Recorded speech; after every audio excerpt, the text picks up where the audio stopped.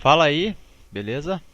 Bom, essa semana eu tava participando aí da sala de sinais dos guris ali do Trade System do Mina de Ouro.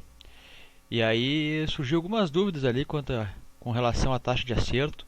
Algumas pessoas estavam achando que não estava muito bom, alguma coisa assim. E eu acabei comentando, né, que pra mim na verdade estava muito bom, né? Porque os guris mantiveram ali uma taxa de 64, 68, 70% de acerto, né? E eu acabei comentando, né, que eu tinha feito um estudo estatístico há um tempo atrás, que mostrava que você podia ter um crescimento de uma conta muito rápido se mantivesse, né, essa taxa de acerto um pouco até menor do que isso, e com um risco muito baixo, né, muito baixo. E, e aí resolvi então, falei lá que ia compartilhar, né? Aí peguei os materiais que eu tinha aqui e eu vou compartilhar então até a estratégia que no fim que eu cheguei, né, a partir desses estudos que eu fiz aí. Certo? Veja bem, eu não tenho nada com os guris ali, eu nem conheço o Maurício e o Nuno, eu só participei da sala deles ali e achei interessante a questão, né? E como eu tinha feito o estudo, achei pertinente compartilhar aí essa informação que eu vejo que muita gente fica buscando aí o santo graal, né, em estratégia, querendo buscar 90, 95, 100% de acerto, né? Sendo que na verdade tu precisa de bem menos do que isso para ser lucrativo nem é no longo prazo, é no médio prazo mesmo. Então, basicamente, sistemas de apostas que eu testei nesse teste aí foi um sistema simples, que é um percentual da conta, ou seja, a cada aposta vai fazendo 1%, 1% da conta, 1% da conta, sempre atualizando. Um martingale puro, tá? Que é um martingale infinito até quebrar a conta ou sair no lucro. Um martingale por rodadas, ou seja, eu vou até terceiro nível de martingale. Perdi uma, perdi duas, perdi três, aí parei, certo? Peguei o prejuízo e parto para outra. É o sistema de Fibonacci, que é a soma das perdas, que não sei se todo mundo conhece, mas ele é semelhante, né, ao martingale, com a diferença de que na primeira vai ser um martingale, eu vou dobrar o valor da operação, ou seja, apostei $1, perdi, aí eu vou apostar $2, dobrei, certo? Perdi. Na terceira, eu não vou apostar $4 ou mais que nem o martingale, eu vou apostar 3, que é a soma de 2 mais um, certo? Aí vamos supor que eu perdi essa também. Então eu vou apostar 5, no caso, que é a soma de 3, que foi o que eu perdi, e 2, que é o anterior. Certo? E assim você vai. Só que depois você vai retornando. Por exemplo, se eu ganhei, vamos supor que eu apostei 5, perdi. Aí eu vou apostar 8, né? Que é 5 mais 3. Quando eu ganhar a aposta de 8, eu não vou voltar para o início, que nem no martingale. Eu vou apostar 3 de novo, certo? Que é o anterior do 5. Você vai ver assim, ele tem uma boa, tem um bom resultado, o Fibonacci, só que ele humanamente falando, ele é mais chatinho de implementar. Tu tem que estar bem atento, né? E durante o dia ali talvez tu te enrede para fazer um pouco essa estratégia aí, mas também pareceu bem interessante, certo? E tá incluído os resultados ali no teste. O critério de Kelly, que acho que esse pouca gente ouve falar, mas ele foi criado por um pesquisador americano, né, para diminuir os ruídos das linhas telefônicas na empresa AT&T. Isso foi mais ou menos na década de 50. E aí ele pegou essa fórmula matemática que ele fez e ele começou a usar. Ele tem vários livros aí que mostra que ele foi expulso de cassinos e tudo. E um dos investidores bem conhecidos que sabe que usa, ou pelo menos uma estratégia baseada no critério de Kelly é o Warren Buffett, né? Que ele usa para a alocação dos ativos dele, ele usa esse critério de Kelly. Não se mostrou muito lucrativo, né, nos meus testes. Não sei se é porque ele é feito para jogos favoráveis, onde quando tu ganha mais do que tu perde.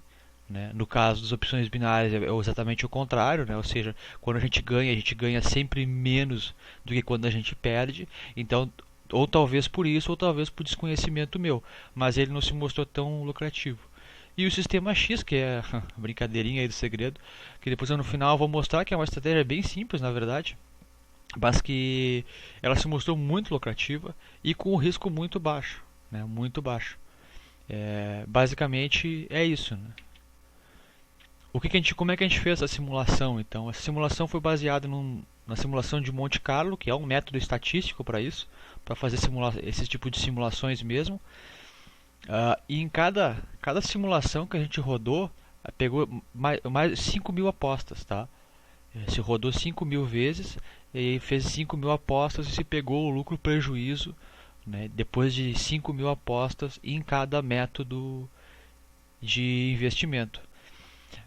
Eu rodei mais de 1.000 simulações, tá? Rodei mais de 1.000 simulações. Eu vou incluir depois uma planilha contendo essas 1.000 simulações aí, mas eu rodei bem mais do que 1.000 simulações, né, para cada método, com 5.000 apostas, né? E cada simulação eu iniciava com uma conta de $500. Na verdade não tinha moeda ali, só 500, mas vamos colocar $500 aí para ficar menos teórico. E esse teste foi executado com um software, né? Porque seria muito trabalhoso fazer toda essa simulação aí em planilha do Excel ou coisa desse tipo. Foi um software feito em Python e o link do código está ali na descrição. Se você quiser olhar, compartilhar ou mesmo modificar, sugerir alguma modificação, né, será bem-vindo, certo? Como é que funciona o teste então? Ele pega essas 5.000 apostas e é como se ele rodasse o dado 5.000 vezes. Se o dado caiu com um valor maior do que 3, né, deu win. Se menor do que 3, deu loss, certo? E ele salva essa sequência de win e loss. E em cada iteração, ele mantém a mesma sequência de win e loss. Por quê? Porque para o próximo método, que por exemplo está rodando o método Martingale, certo? Loss, aí, por exemplo, você começou com $1 aqui, loss, aí vai para 2, certo? Aí ganhou, aí volta para o 1 no primeiro, certo? E assim ele vai indo para cada método.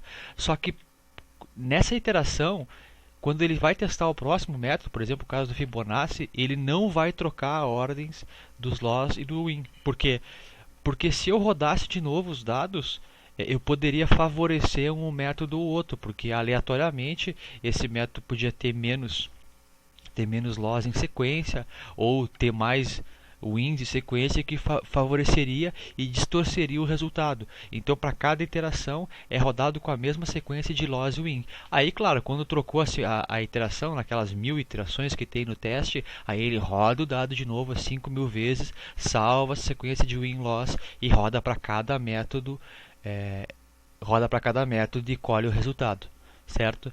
Basicamente esse é o detalhe importante para que não favorecesse nenhum método e tivesse um nível de integridade maior essas informações, tá? O resultado então, aqui basicamente está mostrando a gente então, que ele roda da mesma forma, né?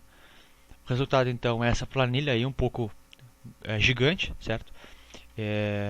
Eu deixei ela um pouco melhor aqui, tá? Eu vou comparar essa planilha OB simplificada, esse é o resultado e ele tem bem menos resultados do que aquelas 1.000 iterações, tá? Que é uma planilha gigante lá. Também vou compartilhar ela, só preciso gerar ela de novo e aí eu compartilho ela também, tá? Mas aqui já deu para ver alguns resultados muito interessantes mesmo, né? Tem algumas informações bem interessantes aqui, ó. Por exemplo, ó, com 60% de acerto, mesmo tendo 8 perdas em sequência, né, tu tem aí quase meio milhão de dólares, certo? Como isso aqui não é tão relevante, como não é tão constante assim, depende muito da ordem, né, eu acabei sendo mais conservador, certo? Se você for aqui no topo da planilha, aí aqui tem, né, as colunas e tem uma pequena descrição aqui no comentário do que é cada coluna para ficar mais fácil, certo? Mas basicamente é a estratégia aqui que foi rodada, né? Quantos erros, quantos acertos teve, e dá um percentual de acerto e o lucro prejuízo do final, né? Aqui o número de apostas deveria ser 5.000, só que se ele quebra a conta antes, aí ele para de operar, certo? E aí tem então aqui, vai mostrando, ó, com 56, 50, 52 tem prejuízo, né? Mas a partir dos 58% a coisa começa a ficar melhor, ó. Tu começa a ter um lucro menor, mas um lucro, né? E a partir dos 62% então a coisa começa a ficar bem interessante. Claro que para baixo aqui, ó, principalmente se tu usar o sistema X ou Fibonacci, o percentual da conta, principalmente 3% aqui, né, ficam os valores exorbitantes. Só que o sistema também faz as apostas em muito altas. Por exemplo, aqui mais de 5 milhões de apostas, né? Então, eu não coloquei essa limitação. Por quê? Porque matematicamente falando é possível, né? Óbvio que tem a limitação da corretora. Então, os resultados mais coerentes são esses aqui, né? Em que tu aposta aí 6 mil, né? 6 mil dólares é um valor que, dependendo da corretora, 24 options, a própria banca de binário, tu consegue fazer isso, né? Mesmo que não seja, né? Mas, enfim, eu me baseei mais ou menos nesses resultados aqui intermediários, certo? Mas, basicamente, mostra aí que não precisa, então, ter, sei lá, 70, até 70%. Claro, se tiver mais, melhor, né? O crescimento vai ser mais rápido ainda.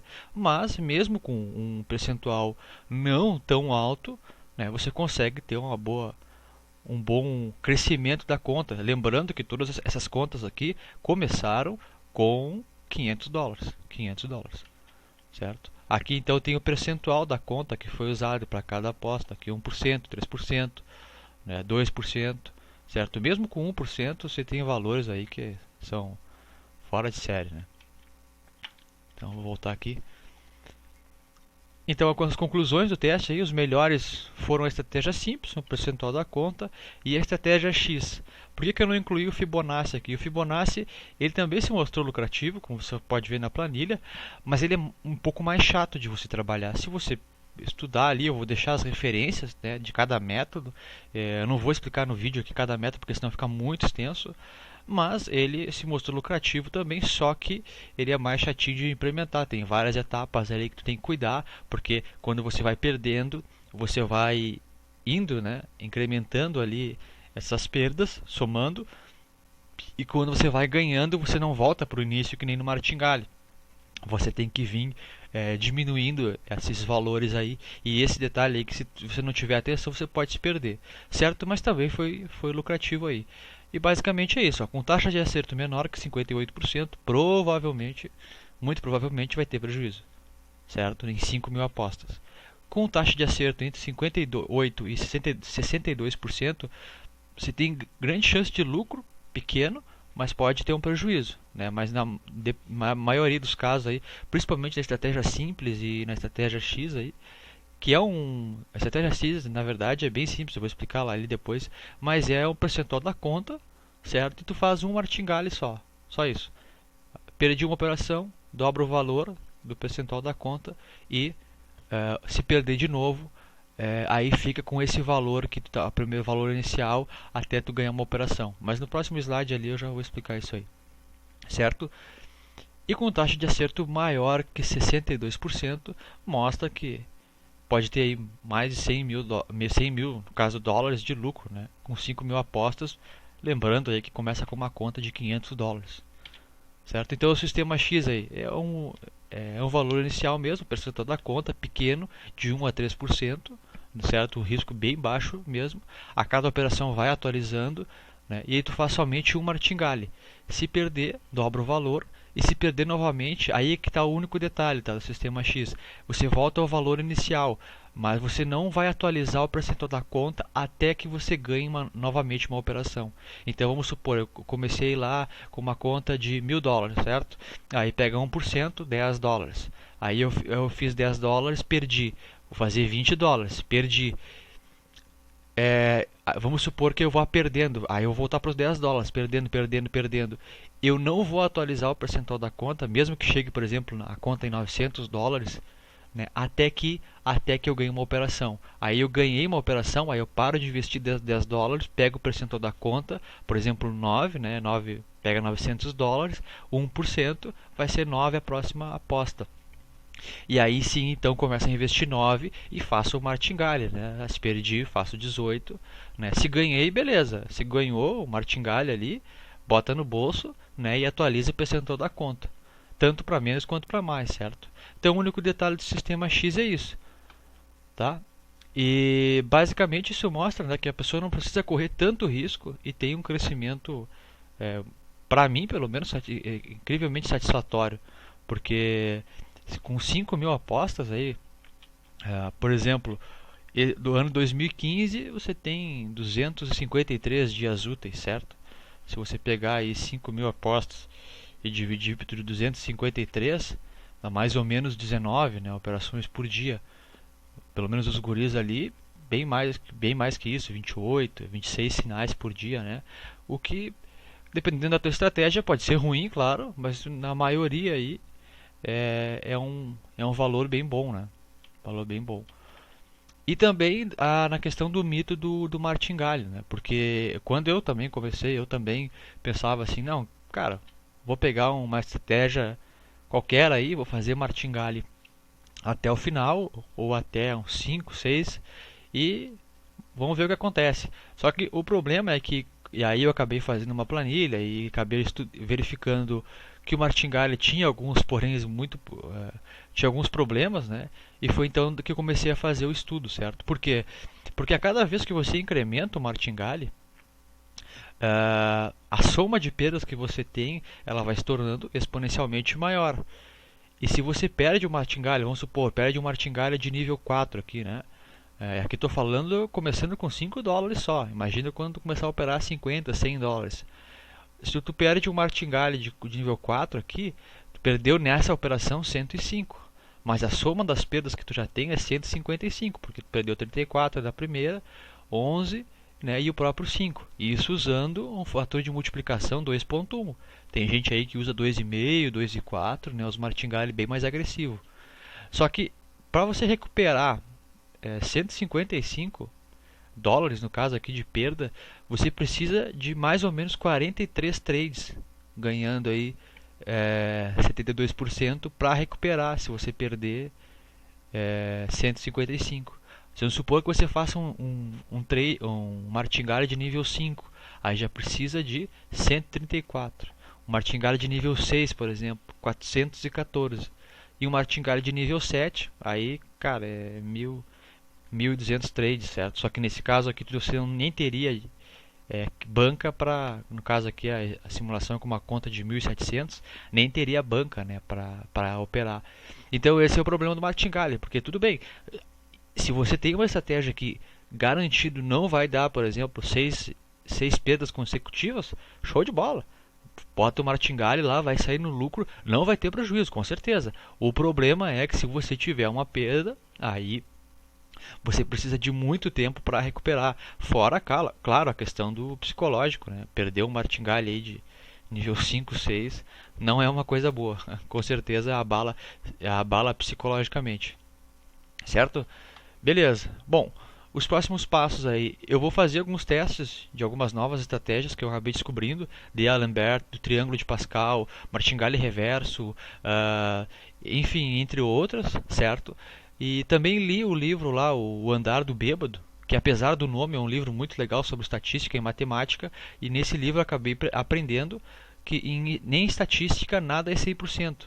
Como a estatística é uma matemática do mundo real, vamos assim dizer, né, ela já prevê isso, que nada é 100%. Então ela mostra alguns métodos para dizer com quanto por cento de certeza eu posso dar que tais informações são corretas. E é o que eu vou fazer para essas informações que eu mostrei nesse estudo aqui. Quantos por cento de certeza eu posso dizer que com 62% de acerto a gente pega uma conta de 500 dólares e chega em 200 mil dólares, por exemplo, e 5 mil apostas. É basicamente isso. Outra que assim, ó, eu ainda quero conseguir um método em que eu possa chegar pelo menos mais perto dos 50%. Ou seja, se a pessoa tiver mais de 50% de acerto, ela já tem um bom lucro, certo? Talvez seja impossível, talvez, porque como opções binárias você ganha menos do que perde quando perde, então talvez seja bem difícil de conseguir isso. Mas se a gente não tenta, a gente não consegue, certo? Beleza, então é isso, pessoal, aí. Gostaria de agradecer. E se tiver alguma dúvida, sugestão, crítica, né, se for construtiva, a gente conversa, aceita, troca ideia, melhora, até porque matemática não é a minha área. estou compartilhando exatamente para isso, para que a gente possa discutir e talvez estar melhorando isso. Se a crítica for destrutiva, a turma aí que quer só brigar um com o outro e tal, eu simplesmente vou ignorar, certo? Porque descartar, porque a gente não tem muito tempo mesmo, certo? E tem que se focar em fazer as coisas crescer e melhorar e não ficar atacando um ou outro sem nesse tipo de coisa sem sentido, certo? Agradeço aí a atenção, então, valeu.